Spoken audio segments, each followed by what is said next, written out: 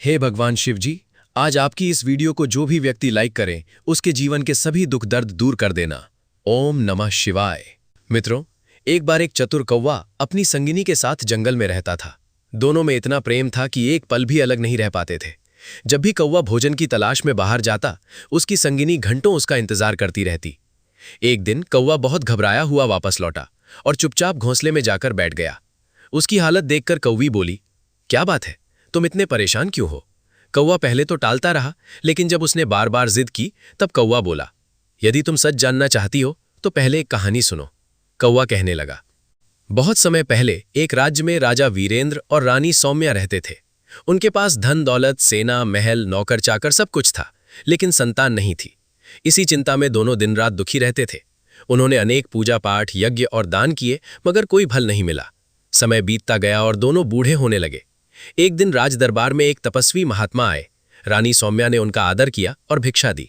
रानी के चेहरे पर उदासी देखकर महात्मा बोले, रानी, तुम्हें पुत्र की प्राप्ति होगी, लेकिन वो केवल 14 वर्ष तक ही तुम्हारे साथ रहेगा। ये सुनकर रानी दुखी तो हुई, मगर उसने सोचा कि थोड़े समय के लिए ही सही उसे मातृत्व का सुख मिलेगा। महात्मा ने अपनी झोली से कुछ चावल निकाले और बोले, इनकी खीर बनाकर राजा के साथ खा लेना। कुछ समय बाद रानी गर्भवती हुई और 9 महीने बाद एक तेजस्वी पुत्र का जन्म हुआ। उसका नाम रखा गया राजकुमार आर्यमान। पूरा राज्य खुशियों से झूम उठा, लेकिन जब राज ज्योतिषी ने उसकी कुंडली देखी तो बोले, ये बालक केवल 14 वर्ष तक जीवित रहेगा। राजा वीरेंद्र और रानी सौम्या ये सुनकर भीतर से टूट गए, मगर उन्होंने अपने पुत्र को बहुत प्रेम से पाला। जब आर्यमान बड़ा हुआ तो उसे युद्ध कला, घुड़सवारी और शास्त्रों की शिक्षा दी गई। बाद में उसकी शादी सुंदर राजकुमारी माधवी से कर दी गई। कुछ वर्षों बाद राजकुमार रात में अचानक महल से बाहर जाने लगा। वो आधी रात को जाता और सुबह से पहले लौट आता। राजकुमारी माधवी ये देखकर परेशान रहने लगी। उसने किसी से कुछ नहीं कहा, लेकिन चिंता में दिन ब दिन कमजोर होती गई। महल में फूल देने आने वाली बूढ़ी मालिन धनवती ने उससे पूछा, बेटी, तू इतनी दुखी क्यों है? माधवी ने सारी बात बता दी। धनवती बोली, आज रात जागकर अपने पति का पीछा करना। लेकिन माधवी को बार बार नींद आ जाती। तब बूढ़ी ने उसे उंगली में घाव कर उसमें मिर्च और नमक लगाने की सलाह दी, ताकि उसे नींद ना आए। आखिर एक रात माधवी ने अपने पति का रास्ता रोक लिया और बोली, आप हर रात कहां जाते हैं? सच बताइए। राजकुमार आर्यमान बोला, यदि मैंने सच बता दिया तो शायद मैं हमेशा के लिए तुमसे दूर हो जाऊंगा। लेकिन माधवी अपनी जिद पर अड़ी रही। तब राजकुमार ने कुछ मंत्रयुक्त चावल उसे दिए और कहा, पहले दाएं हाथ के चावल मुझ पर फेंकना, तब तुम्हें मेरा रहस्य पता चलेगा। उसके बाद तुरंत बाएं हाथ के चावल फेंकना, तभी मैं वापस अपने असली रूप में लौट पाऊंगा। माधवी ने दाएं हाथ के चावल फेंके और देखते ही देखते राजकुमार एक सफेद घोड़े में बदल गया। ये देखकर माधवी डर गई और बाएं हाथ वाले चावल फेंकना भूल गई। घोड़ा तेजी से महल छोड़कर चला गया और फिर कभी वापस नहीं आया। राजा वीरेंद्र और रानी सौम्या अपने बेटे के दुख में टूट गए। माधवी को भी अपनी गलती पर बहुत पछतावा हुआ। आखिर उसने प्रण लिया कि वो अपने पति को खोजकर वापस लाएगी। इसी दौरान बूढ़ी धनवती को एक रहस्यमयी पाताल लोक का पता चला, जहां एक सफेद घोड़ा जाकर फिर राजकुमार बन जाता था। वहीं एक बोलने वाला कौवा राजकुमार से हर रात पूछता था, तुम्हारे माता पिता क्या कर रहे हैं? और राजकुमार उदास होकर उनकी खबर सुनता था। जब ये बात धनवती ने माधवी को बताई, तब उसे यकीन हो गया कि उसका पति जीवित है और अब वो उसे हर हाल में वापस लाकर रहेगी। रानी माधवी ने जैसे ही बूढ़ी धनवती के मुंह से पाताल लोक और सफेद घोड़े का रहस्य सुना, उसकी आंखों में उम्मीद की चमक लौट आई। उसे पूरा विश्वास हो गया कि उसका पति राजकुमार आर्यमान अभी जीवित है। उस रात माधवी सो नहीं पाई। उसके मन में बार बार वही बातें घूम रही थीं, मुझे किसी भी हाल में आर्यमान को वापस लाना है। अगली सुबह माधवी ने धनवती से कहा, अम्मा, मुझे उस जगह पर ले चलो जहां से तुम पाताल लोक में गई थी। धनवती पहले तो डर गई। उसने कांपती आवाज में कहा, बेटी, वह स्थान बहुत रहस्यमयी है, वहां जाने वाला हर कोई वापस नहीं लौटता। लेकिन माधवी अपने निर्णय पर अडिग थी। आखिरकार एक रात दोनों जंगल की ओर निकल पड़ी। घना अंधेरा था, दूर दूर तक सिर्फ झींगरों की आवाजें सुनाई दे रही थीं। कई मैदान पार करने के बाद वे उसी 7वें मैदान में पहुंची जहां बड़ा पत्थर रखा था। कुछ ही देर में वही कपिला गाय छन छन करती हुई वहां आई। उसने अपने सींग से पत्थर हटाया और नीचे जाने वाली सीढ़ियां दिखाई देने लगीं। जैसे ही गाय नीचे उतरने लगी, माधवी ने उसकी पूंछ पकड़ ली। धनवती डर के कारण ऊपर ही रुक गई। धीरे धीरे माधवी पाताल लोक में पहुंच गई। वहां का दृश्य देखकर वो दंग रह गई। चारों ओर सोने जैसे चमकते महल, जगमगाते दीपक और अजीब रहस्यमयी रोशनी फैली हुई थी। माधवी एक खंबे के पीछे छिप गई। कुछ देर बाद वही सफेद घोड़ा तेजी से दौड़ता हुआ आया। उसने पहले कुंड में छलांग लगाई और तुरंत राजकुमार आर्यमान बन गया। माधवी की आंखों से आंसू बहने लगे। इतने दिनों बाद उसने अपने पति को देखा था। आर्यमान ने स्नान किया, नए वस्त्र पहने और पलंग पर बैठ गया। तभी सामने रखा कौवा बोला, राजकुमार, आज आपकी पत्नी आपको खोजते खोजते यहां तक पहुंच गई है। ये सुनते ही राजकुमार चौंक गया। वह तुरंत उठ खड़ा हुआ और इधर उधर देखने लगा। अब माधवी खुद को रोक नहीं पाई। वह दौड़कर उसके सामने आ गई और रोते हुए बोली, मुझे माफ कर दीजिए, मेरी जिद की वजह से आप मुझसे दूर हो गए। आर्यमान ने गहरी सांस ली और बोला, माधवी, ये सब तुम्हारी गलती नहीं थी, ये मेरे भाग्य का लिखा हुआ था। माधवी ने पूछा, लेकिन आप यहां क्यों रहते हैं? राजकुमार बोला, जब मेरा 14वां वर्ष पूरा हुआ तब एक प्राचीन श्राप जाग गया। उसी श्राप के कारण मैं इस पाताल लोक का बंदी बन गया। दिन में मुझे घोड़े का रूप धारण करना पड़ता है और रात में थोड़ी देर के लिए इंसान बन पाता हूं। माधवी की आंखों में आंसू भर आए। इस श्राप से मुक्ति कैसे मिलेगी? आर्यमान कुछ पल चुप रहा, फिर बोला, मुक्ति आसान नहीं है। पाताल लोक के राजा काल केतु ने मुझे कैद कर रखा है। यदि तुम्हें मुझे मुक्त कराना है तो तुम्हें 3 कठिन परीक्षाएं पार करनी होंगी। मैं हर परीक्षा दूंगी, माधवी तुरंत बोली। तभी अचानक पूरा महल कांपने लगा, तेज गर्जना हुई और चारों ओर काला धुआं फैल गया। एक भारी आवाज गूंजी, कौन है जिसने पाताल लोक के नियम तोड़ने की हिम्मत की? पूरा पाताल लोक कांप उठा। काले धुएं के बीच एक विशाल सिंहासन प्रकट हुआ। उस पर बैठा था पाताल लोक का भयानक राजा कालकेतु। उसकी आंखें अंगारों की तरह जल रही थीं और हाथ में एक चमकता हुआ त्रिशूल था। उसने गुस्से में दहाड़ते हुए कहा, राजकुमार आर्यमान, मैंने तुम्हें चेतावनी दी थी कि कोई भी मनुष्य यहां नहीं आ सकता, फिर ये स्त्री यहां कैसे पहुंची? माधवी डर तो गई, लेकिन उसने हिम्मत करके कहा, मैं अपने पति को वापस लेने आई हूं। कालकेतु जोर से हंस पड़ा। उसकी हंसी से पूरा महल गूंज उठा। मनुष्य होकर तुमने पाताल लोक में कदम रखा है, अब यहां से वापस जाना आसान नहीं। आर्यमान हाथ जोड़कर बोला, महाराज, इसका कोई दोष नहीं है, इसे जाने दीजिए। लेकिन कालकेतु ने क्रोध में अपना त्रिशूल जमीन पर दे मारा। तुरंत धरती फट गई और आग की लपटें उठने लगीं। यदि ये तुम्हें वापस ले जाना चाहती है तो इसे 3 परीक्षाएं पार करनी होंगी। यदि एक भी परीक्षा में असफल हुई तो ये हमेशा के लिए पाताल लोक की कैदी बन जाएगी। माधवी बिना डरे बोली, मुझे आपकी हर शर्त मंजूर है। कालकेतु मुस्कुराया और बोला, पहली परीक्षा आज ही होगी। इतना कहते ही महल गायब होने लगा और माधवी खुद को एक भयानक जंगल में खड़ी पाई।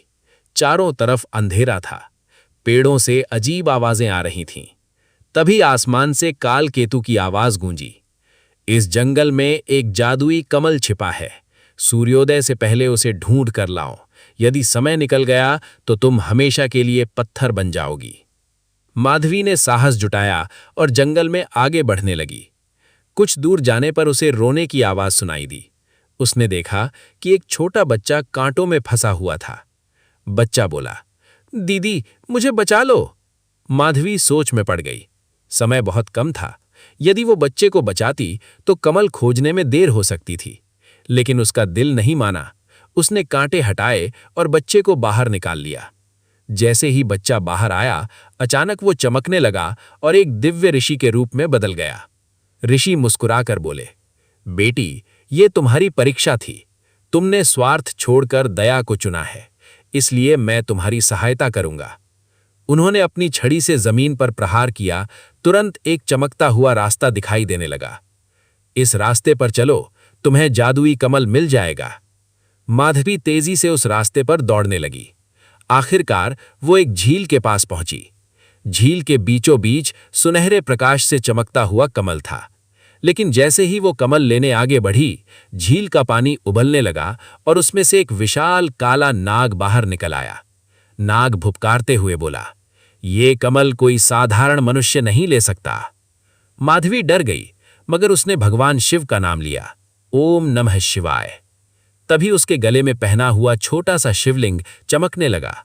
उसकी रोशनी देखकर नाग शांत हो गया और धीरे धीरे रास्ते से हट गया। माधवी ने तुरंत झील से कमल उठाया। उसी समय सूरज की पहली किरण निकलने लगी। कमल हाथ में लेते ही पूरा जंगल गायब हो गया और माधवी फिर से पाताल लोक के महल में पहुंच गई।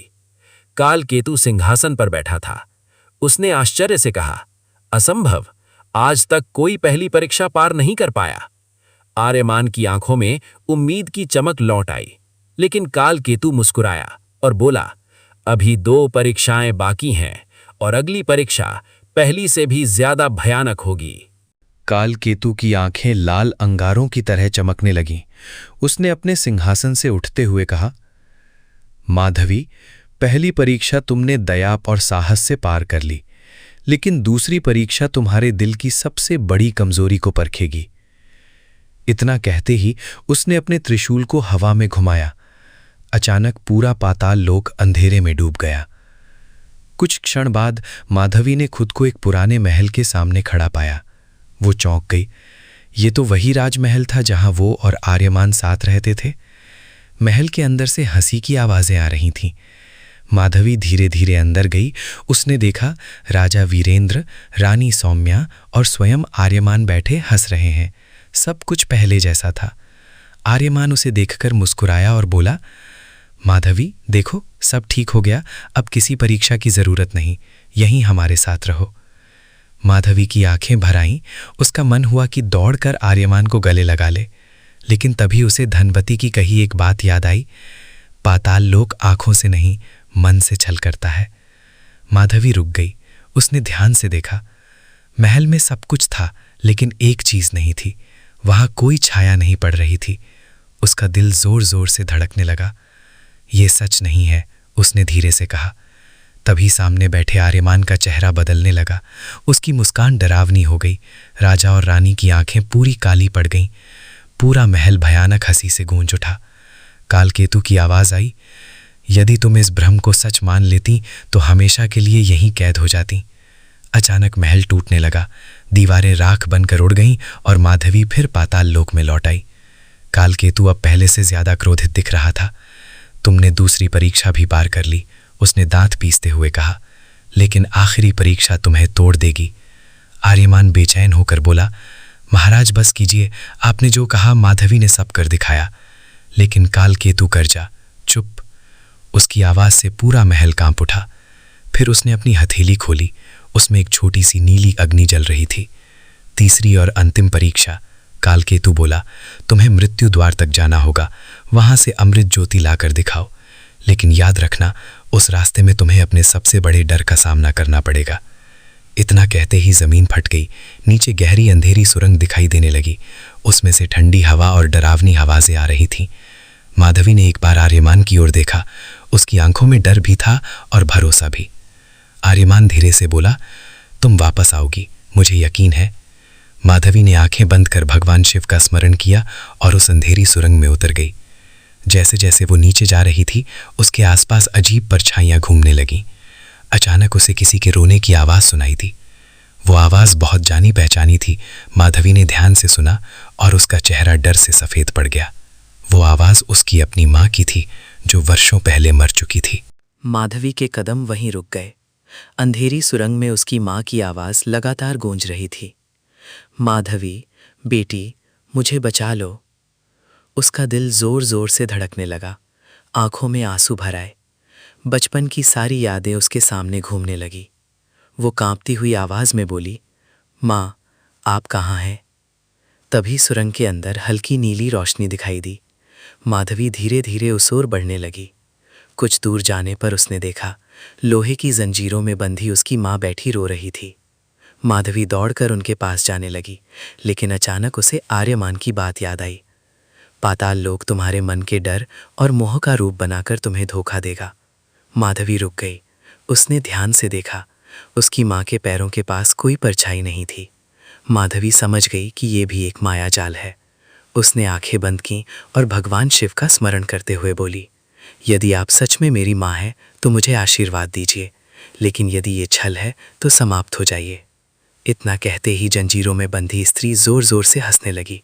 उसका चेहरा भयानक राक्षसी रूप में बदल गया। पूरा सुरंग कांप उठा। वो दानवी चीखी, कोई भी मनुष्य अपने मोह को नहीं छोड़ सकता, लेकिन तुमने छोड़ दिया। अचानक वो धुएं में बदलकर गायब हो गई। आकाश से उतरा वो दिव्य प्रकाश धीरे धीरे एक विशाल ज्योति में बदल गया।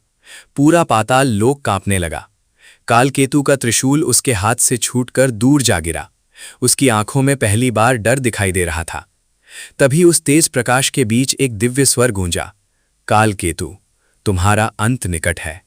ये आवाज इतनी शक्तिशाली थी कि पाताल लोक की दीवारें तक हिल उठीं। माधवी और आर्यमान ने हाथ जोड़ लिए। धीरे धीरे उस प्रकाश से भगवान शिव का दिव्य चिन्ह प्रकट हुआ। उनके पीछे एक विशाल चमकता हुआ ध्वज लहरा रहा था, जिस पर त्रिशूल और डमरू का निशान बना था। उस ध्वज के लहराते ही पाताल लोक की काली शक्तियां कमजोर होने लगीं। कालकेतु गुस्से में चीखा, नहीं, ये नहीं हो सकता। हजारों वर्षों की मेरी तपस्या व्यर्थ नहीं हो सकती।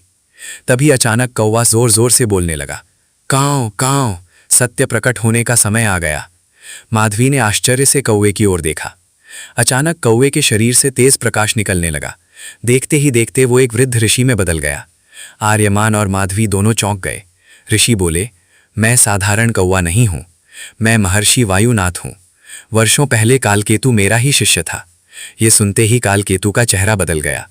ऋषि ने आगे कहा, कालकेतु पहले बहुत विद्वान और तपस्वी था, लेकिन उसे अमर होने का लालच हो गया।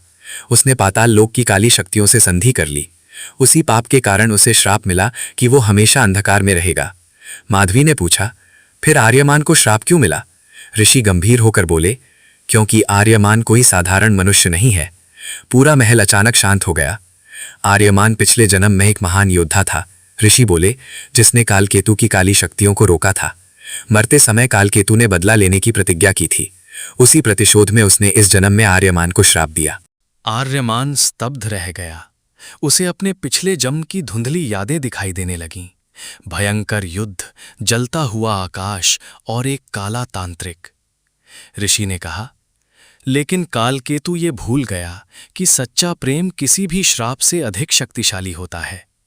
इतना कहते ही शिव ध्वज से तेज प्रकाश निकला और सीधा कालकेतु पर गिरा। कालकेतु दर्द से तड़पने लगा। उसकी काली शक्तियां धीरे धीरे राख में बदलने लगीं। वो चीखते हुए बोला, नहीं, मैं समाप्त नहीं हो सकता। लेकिन अगले ही पल उसका शरीर धुएं में बदल गया और पाताल लोक की गहराइयों में विलीन हो गया। जैसे ही कालकेतु का अंत हुआ, पाताल लोक में कैद सारी आत्माएं मुक्त होने लगीं। चारों ओर दिव्य प्रकाश फैल गया। आर्यमान का श्राप पूरी तरह टूट चुका था।